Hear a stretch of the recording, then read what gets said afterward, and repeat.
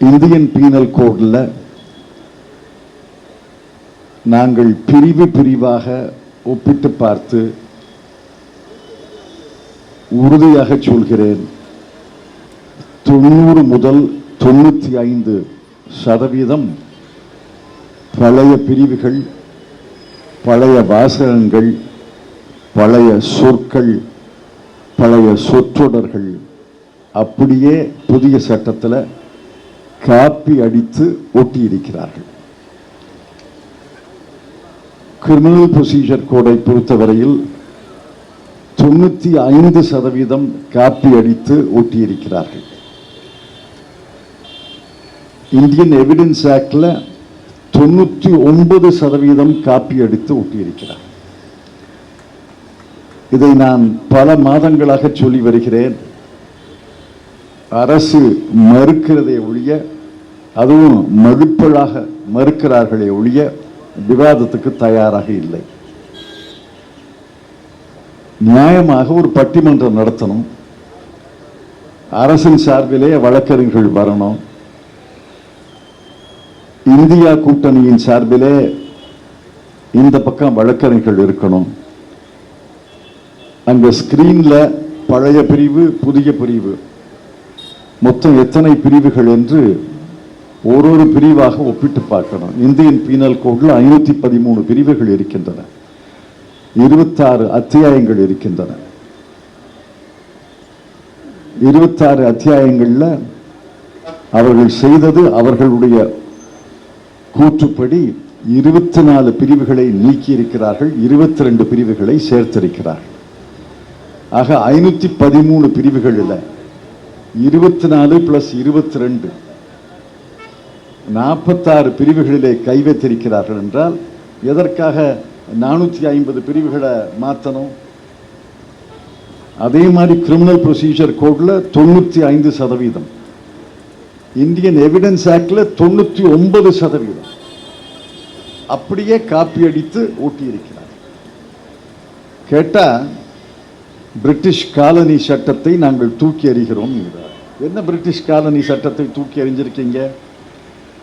உண்மையிலே சொல்ல போனா லார்ட் மெக்காலே அவர்களுக்கும் சர் ஜேம்ஸ் ஃபிட்ஸ்ஜேம் ஸ்டீஃபன்ஸ் அவர்களுக்கும் அஞ்சலி செலுத்தியிருக்கிறார்கள்.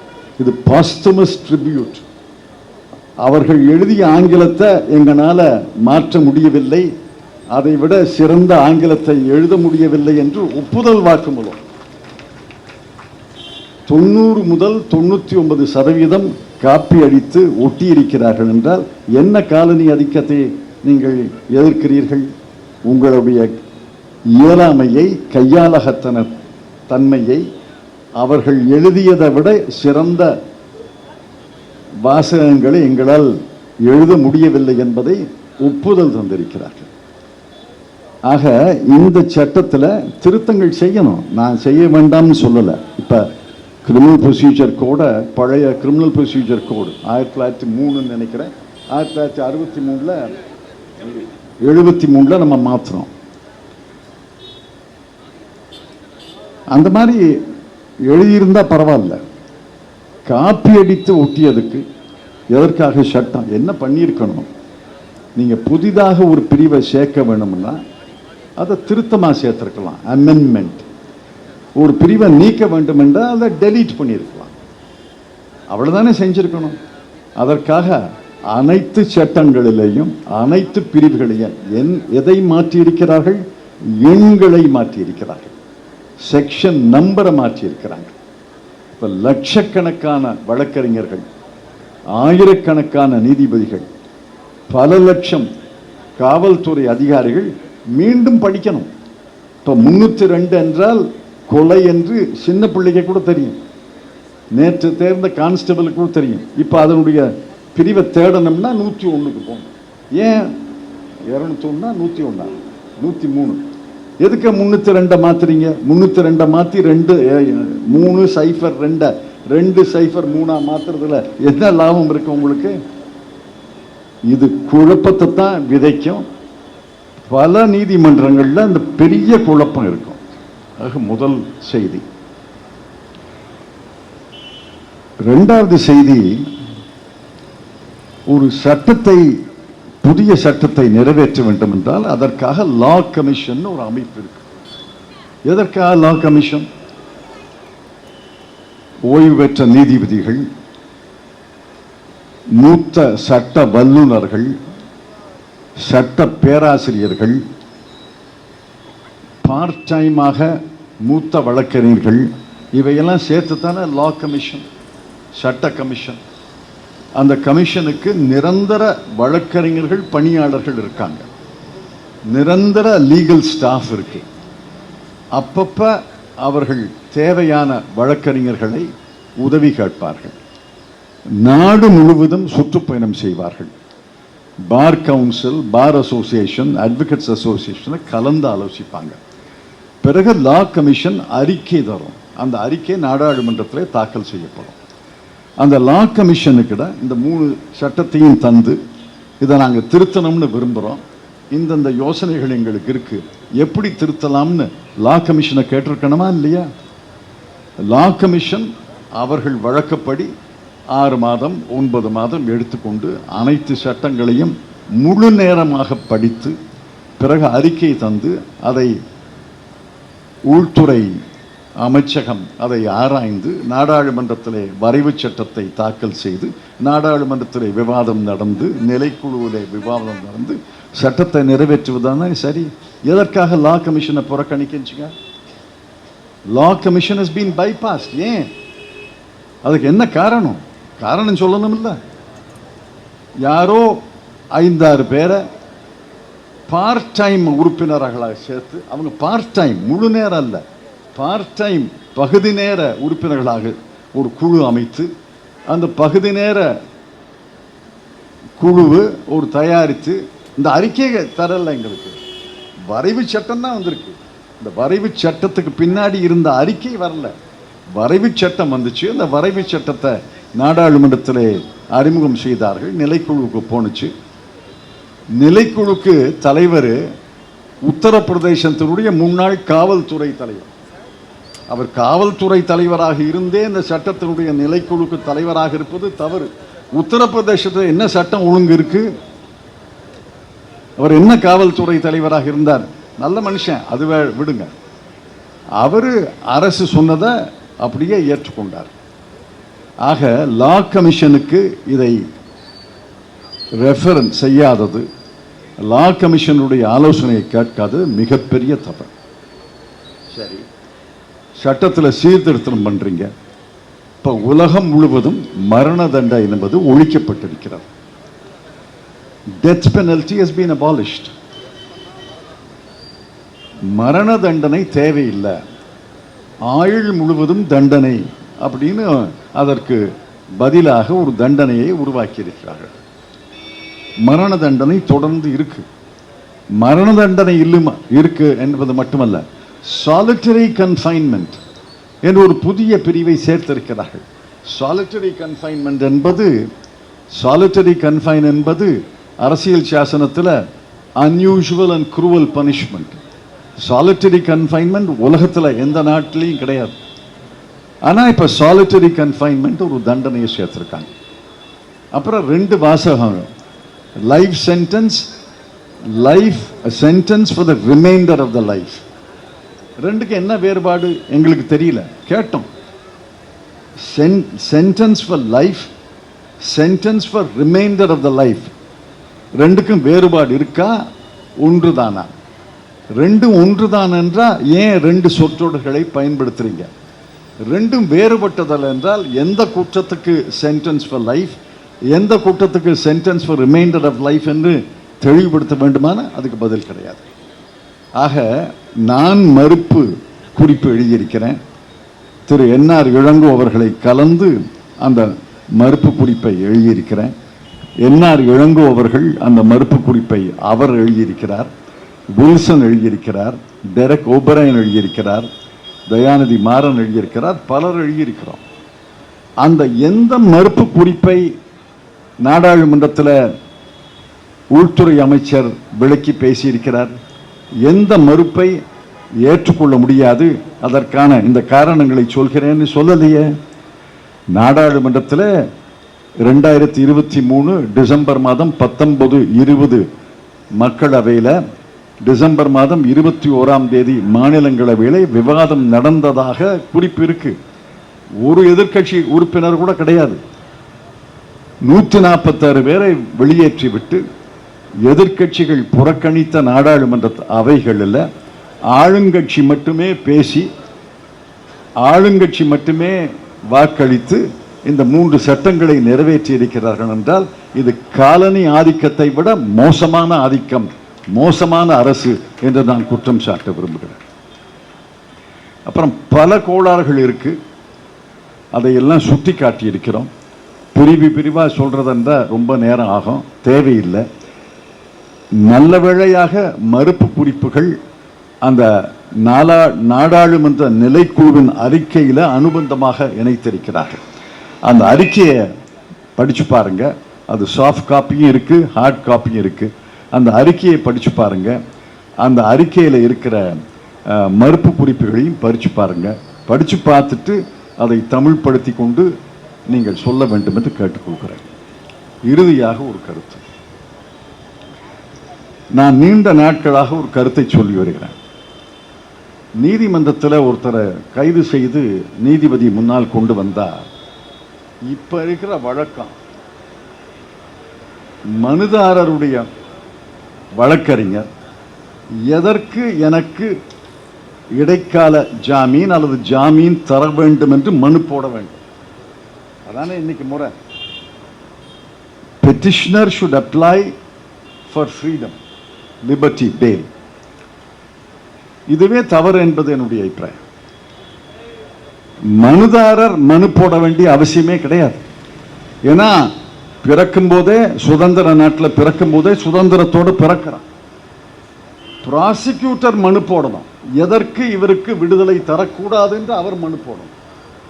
Actually, the prosecutor must file why he should be sent to custody and why he should not be released on bail. இப்ப தலைகீழா இருக்கட்டும், தலைகீழா இருக்கட்டும். இன்னைக்கு இருக்கிற சட்டம் என்ன சொல்றதுன்னா, கிருஷ்ணயர் என்ன சொன்னார் 1986ல், bail is the rule, jail is the exception. ஜாமீன் தான் விதி, சிறை தண்டனை என்பது, சிறை காவல் என்பது விதி விலக்கு என்று சொன்னார். இதை 40 ஆண்டுகளாக மூத்த நீதிபதிகள், அறிவார்ந்த நீதிபதிகள் சொல்லி வருகிறார்கள். இந்தியாவுடைய தலைமை நீதிபதி பல இடங்களில் fail is the rule, jail is the exception, fail is the rule, jail is the exception சொல்லி வருகிறார். ஆனால் எந்த நீதிமன்றமும் கேட்கிற மாதிரி தெரியலையே. ட்ரையல் கோர்ட்ல இன்னைக்கு பெயிலே கிடைக்காது. யாருக்கு பெயில் கிடைச்சிருக்கு? முதல் கோர்ட்ல யாருக்கு பெயில் கிடைச்சிருக்கு? 1000ல் ஒருத்தருக்கு பெயில் கிடைக்கலாம், அது கூட எனக்கு தெரியாது. எனக்கு தெரிஞ்சு ட்ரையல் கோர்ட்ல எந்த முக்கிய வழக்கிலையும் பெயிலே தர்றது கிடையாது. அப்புறம் ஹைகோர்ட்டுக்கு வருது. ஹைகோர்ட்ல 90% பெயில் மறுக்கப்படுகிறது. அதனால தான் சுப்ரீம் கோர்ட்ல ஒவ்வொரு அமர்வு 17-16 அமர்வுகள் இருக்கு. ஒவ்வொரு அமர்வுலையும் ஒவ்வொரு பெஞ்சிலையும் காலையில் 5-10 பெயில் அப்ளிகேஷன் வருது. ஆக சுப்ரீம் கோர்ட்ல மட்டும் ஒரு நாளைக்கு ஏறத்தாழ 100 பெயில் அப்ளிகேஷன் வருது. பல பெயில் அப்ளிகேஷன் தேங்கி நிற்குது, அதை லிஸ்டிங் ஆகலை. ஆக எத்தனை பேர் சுப்ரீம் கோர்ட்ல போய் பெயில் வாங்க முடியும்? இந்த சட்டம் இதை இன்னும் மோசமாக்கிறது. இன்னைக்கு இருக்கிற சட்டம் 15 நாட்கள் தான் போலீஸ் காவலில் எடுக்க முடியும். இப்ப இருக்கிற சட்டம் அதுல மிகப்பெரிய குழப்பத்தை ஏற்படுத்தி இருக்கு.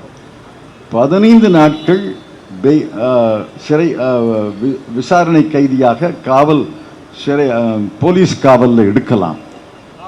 இப்ப அது முதல் 15 நாட்கள் தான் இன்னைக்கு சட்டம் இளங்கோ விளக்குவார். முதல் 15 நாட்கள்ல கைதானோ முதல் 15 நாட்கள் தான் காவல்துறை காவல் கைதியாக எடுக்கலாம். இப்ப இந்த 15 நாள் 3 நாள் 2 நாள் 4 நாள் துண்டு துண்டாக எடுக்கலாம்னு ஒரு சட்டம். இது என்ன ஆகும்? நடைமுறையில் என்ன ஆகும்? ஒரு கைதி அங்க நீதிபதி முன்னால் கொண்டு போறாருன்னா காவல்துறை ப்ராசிக்யூட்டர் என்ன சொல்வார், எனக்கு 4 நாள் போலீஸ் காவல் வேணும்.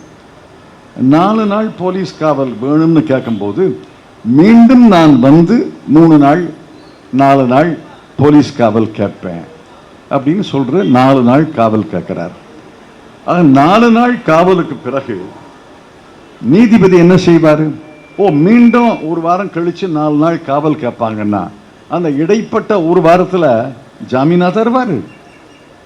அந்த இடைப்பட்ட 1 காலத்துல ஜுடிஷியல் கஸ்டடியில அனுப்புவாரு. அதனுடைய விளைவு என்ன?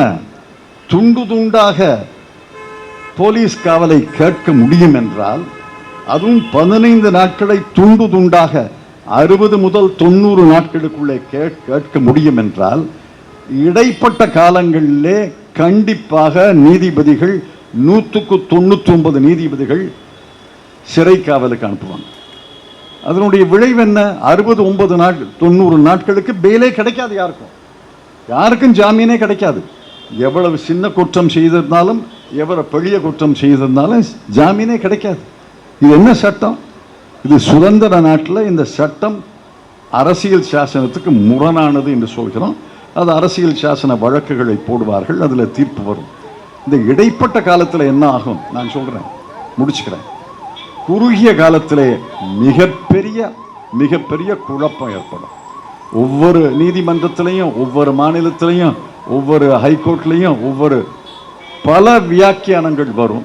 மிகப்பெரிய குழப்பம் இருக்கும். அந்த வியாக்கியானங்களுக்கு ரெஃபரன்ஸ் ஆக லா கமிஷனுடைய அறிக்கை இருந்திருந்தா இதுதான் லா கமிஷன் யோசிச்சது, எண்ணியது, ஆகவே அதன்படி இந்த பிரிவை வியாக்கியானம் செய்யணும்னு சொல்லலாம். லா கமிஷன் ரிப்போர்ட் கிடையாது. எதை ரெஃபர் பண்ணுவீங்க? அமைச்சருடைய உரையை ரெஃபர் பண்ண முடியும். ஆக குறுகிய காலத்திலே மிகப்பெரிய குழப்பம் ஏற்படும். இடைப்பட்ட காலத்திலே பல்வேறு வழக்குகள் நடக்கும். ஒரு உயர் நீதிமன்றத்தில் இந்த பிரிவு செல்லாதுன்னுவாங்க, இன்னொரு உயர் நீதிமன்றத்தில் இந்த பிரிவு செல்லாதுன்னுவாங்க. அவங்க தீர்ப்பு தருவாங்க. அந்த தீர்ப்பை எல்லாம் சேகரித்து உச்ச நீதிமன்றம் தீர்ப்பு தரதுக்கு பல நாட்களாகும். நீண்ட காலத்தில் என்ன ஆகும்? கர்நாடகாவில் ஆகியிருக்கு. அவங்க 25 திருத்தங்களை நாங்கள் மாநில சட்டசபையிலே நிறைவேற்ற வேண்டும் என்று முடிவெடுத்திருக்காங்க. ஏன்னா இது கன்கரண்ட் சப்ஜெக்ட், பொதுப்பட்டியல் இருக்கு. பொதுப்பட்டியல் இருப்பதால மாநில அரசுகள், மாநில சட்டப்பேரவைகள் திருத்த முடியும். ஆக திராவிட முன்னேற்ற கழக அரசு தமிழ்நாடு சட்டப்பேரவையில் 10 திருத்தங்களை கொண்டாது.